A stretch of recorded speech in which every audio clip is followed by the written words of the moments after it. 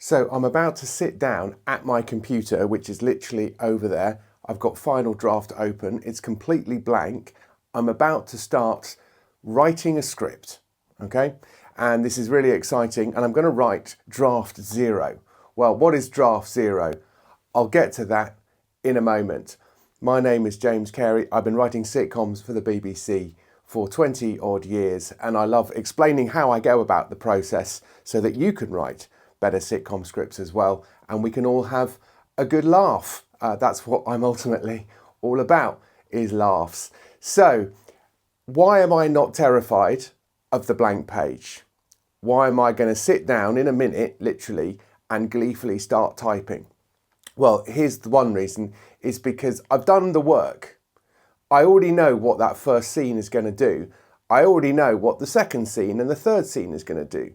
The first scene is the hardest to write, and I'm starting with it, and I know the stories that are being set up. I know the characters. I know why they're trying to achieve the various things they're trying to achieve. And because I've spent quite a lot of time on the preparation, I've got quite a few jokes already ready to go. Because that's a problem, isn't it? When you're starting to type, it's just people talking, and it's a sitcom, so it's meant to be funny. And after a while, you're thinking, this isn't funny. You get frustrated, you walk away, you check your email, you start doing something else, and you're back to square one, and you get back the next day, and it's not much fun. So here's the question for you. If you're worried about that blank page, if you're really terrified about that first scene, do you know what it's doing? Do you know who the characters are, what they're trying to achieve, what the show actually is? And it might be that you're not ready.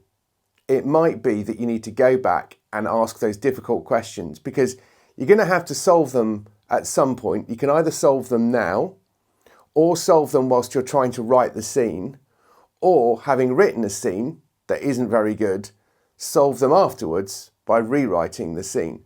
I would solve them now. Writing is so unbelievably painful and difficult. Cheat. For heaven's sake, cheat. Make your life as easy as possible. One thing is to remove distractions. One thing is not to record YouTube videos just before you start writing one. But that notwithstanding, make sure you've done the preparation so you're actually even a little bit excited about writing the first draft. For me, I spent quite a few weeks on this idea. I now can't wait to get stuck in and start hearing how they talk. Now, there's still a lot of moving parts here. I don't quite know what the voices of the characters are necessarily going to sound like, but I've already got little fragments and bits of dialogue. I've got a lot of attitude in the page, and my first scene will probably be 4 pages, maybe 5. I might write it 8 or 9 and cut it down, and we'll get onto that in a minute. But I do at least know what all the characters are doing.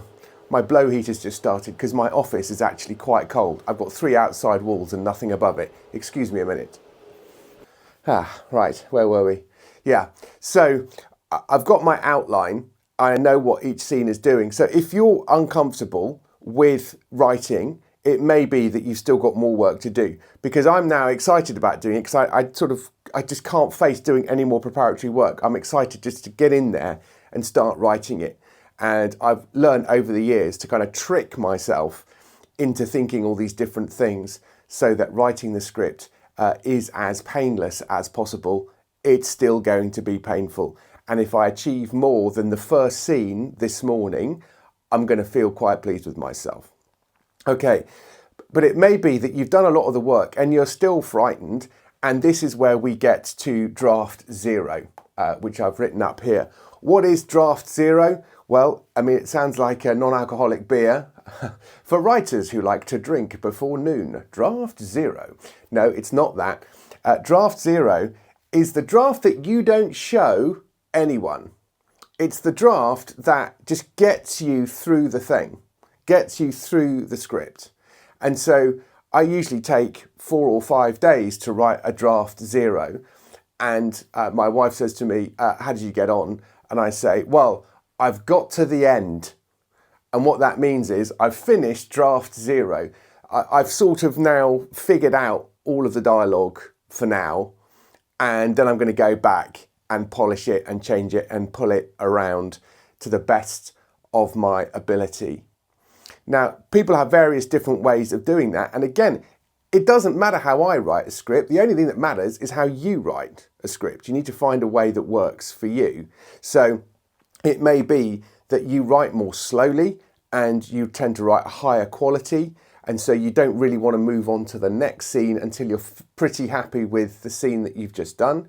Or it may be that you just want to go as fast as possible, write what some people call a vomit draft, like you just throw up this draft onto the page, and then you spend weeks going around afterwards cleaning up piles of sick. Doesn't sound like a very good metaphor, does it? But that's the world of writers for you.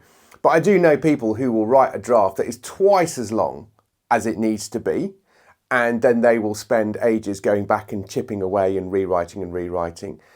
I don't like the sound of that. That sounds like probably more work to me, writing 12,000 words rather than 6,000 words, and then spend ages trying to remove 6,000 from 12,000 whilst keeping the whole thing intact. But this friend of mine, it works for them and they've done very nicely out of it. So it's not for me to say they're doing it wrong. They're not. They're doing it right in a way that works for them. So that's the key here, figuring out a system that works for you. I would recommend some sort of draft zero, because it's just that moment where you realise, I don't have to show this to anyone. I've got the freedom to write what I want. I don't know how these characters are talking, and this isn't going to be perfect, but I'm at least going to have a go. Okay? It's a bit like making YouTube videos, if you've ever done that, where you do need to kind of make one and think to yourself, oh, I'm not going to use this one, so it's fine. And then you can relax and kind of get used to it, and the second one's normally better.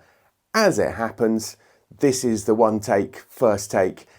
I don't have time to make another video because I really do have to write that script, because I really do want to have a script to send out to producers or read through in front of them, and I need to crack on. So what I'm trying to do is give you a bit of a window on my life as a working sitcom writer. So we're not going to get into that right now. But anyway, so that's what the draft zero is. Not alcohol-free beer. It's your free pass, as it were, just to write anything. And just to follow that outline. You will come up with all kinds of problems that you hadn't pondered in your outline, and you'll probably need to fix them on the fly. It doesn't matter. I've got other tips for you as we go, and actually what I'll probably do is tell you how the first day went in another video. But anyway, that's enough for now. That is the draft zero. I'm literally going to sit down at that computer and start on page 1 of this sitcom script. And I'll tell you more about the process as I go. Thanks for watching The Situation Room. If you go to links below, you will find a link to a blog where I'm writing about what situation comedy even is, and ways in which you can write better, move faster, just plot your pilots, all that kind of stuff. So that's kind of one kind of writing. But here on this YouTube channel, I'm trying to be a bit more dynamic with a whiteboard and give you a different style of Situation Room advice for sitcom writers.